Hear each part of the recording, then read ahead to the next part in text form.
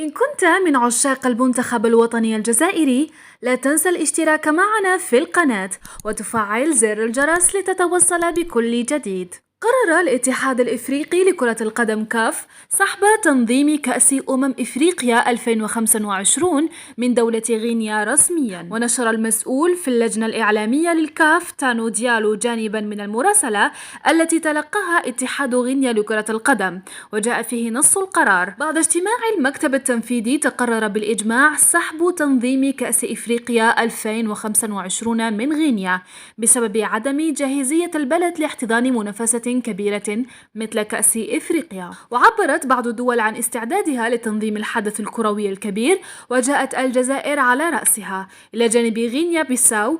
وتبدو حظوظ الدولة العربية أوفر بعد زيادة رئيس الكاف باتريس موتسيبي الأخيرة، إذ أبدى إعجابه بالملاعب الجديدة مثل ملعب وهران وملعب براقي.